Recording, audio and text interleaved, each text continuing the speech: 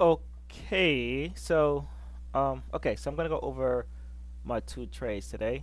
Um, yeah, I only took two. I did add to the position though, um, and then I closed one out late. This one here, but I did add to those positions to close out late. I took two trades. As you can see, one around 53.26 and 53.25, and then the other two 53.20. The other one 53.28.25. I went short. So actually the trades are on this side. So 53.21, 53.22, and 53.24, 53.23. I went short for these trades.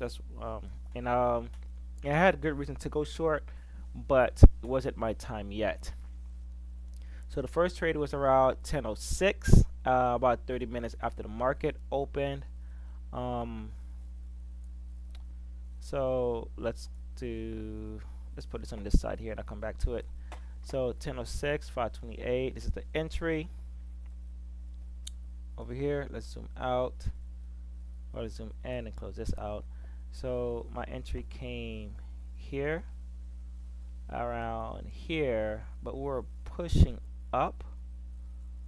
But we had a strong break below a level that I had here, but we came to a level where we're going to potentially bounce. But this is from Monday's activity, even though Monday was like a close day for Monday's activity. We could potentially bounce. And I thought that, since we broke this one here, and stopping here, maybe we'll continue lower. But that was my error. I should have respected this level enough to know that we didn't break it. Even though I was aiming to go short and I had valid reasons with VIX. As you can see, VIX was pushing up and I was looking for VIX to reach this level up here. Um, and then NQ bounced, but I had strong buying here. I should have been respecting these wicks here on NQ, on these two. This is the opening candle and this one. And I should have been respecting the fact that ES was bouncing off of this level over here. All right. So that was my mistake, not respecting the levels, not respecting the wicks, not respecting the buying wicks that said that look, buyers are potentially, catching price, right? Even though I saw something last week that worked out perfectly, and I wanted it to work again today.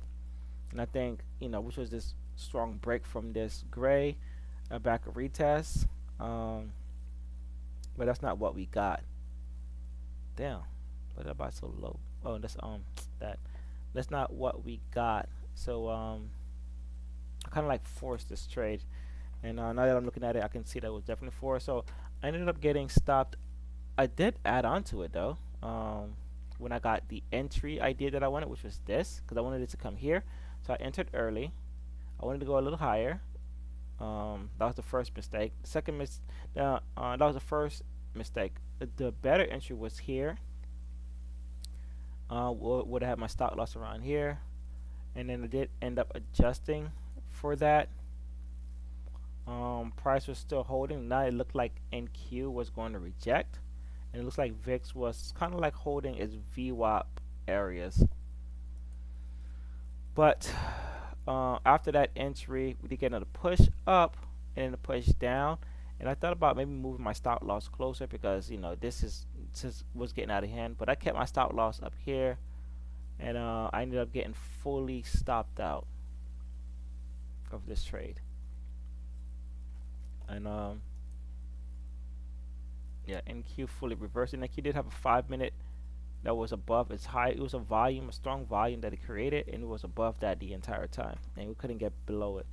So but I put all my chips on VIX pushing higher, holding this, and I ended up getting burnt for that.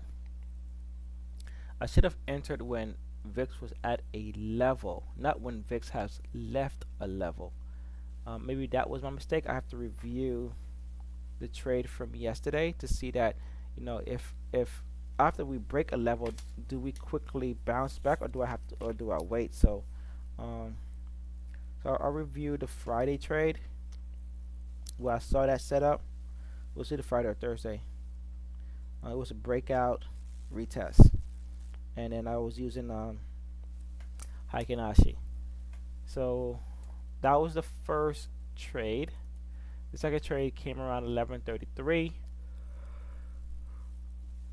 About an hour later, um, this is it here. So now that we moved a little higher, right? This is where I got stopped out. I was interested on this next level here, which is the opening volume area. Not fully, but the opening volume area. I could have adjusted this better. I think I could have did something around here, made it here. I did that later. But I was looking for a sell. We had some strong volume coming in. We had strong volume up, couldn't break. So I said, okay, it looked like we took this out. Strong volume right here. We were gonna take that out. So I took my entry. Here's stop loss right above here. Perfect idea. Not going to lie. The only issue was that VIX was still setting up. Let me see, make sure that when did it change direction? 12.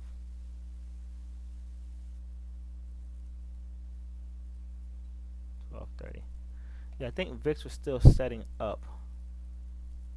Just trying to look to see if these things match. 1, 2.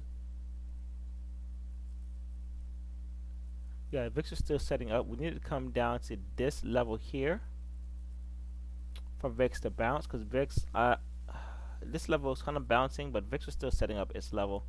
But the idea was good, but I ended up getting stopped out with that one also. As you can see, price came up right to where my stop loss was and stopped me out, and then we had a reversal from there. I'll go to the main charts and show you what it looked like. So this was it here. Price came up, strong volume, took me out. Strong selling volume.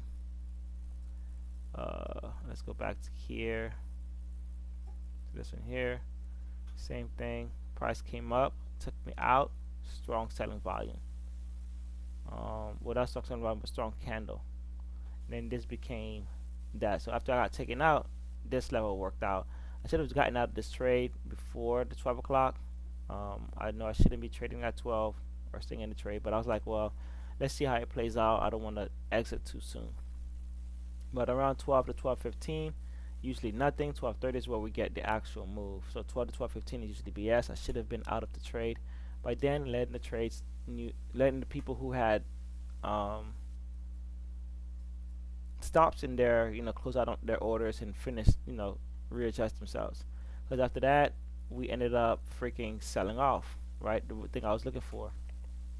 And with that, that's when we got the VIX set up here at 12:30, 12 o'clock to 12:30, and 12:30 to 1 o'clock was when the setup came. So after it stopped me out around 12:15, right, VIX started. I noticed that VIX had this level here that it was potentially respecting. Could have went a little lower, but I noticed that we had that, and then that's where price strongly broke out of. And I said, okay, well, this is probably what price was bouncing off of. But I was done by then. I was mentally fried, and then this is where I wanted VIX to go. We reached there. We reached that reversal. Area and price reverse from there.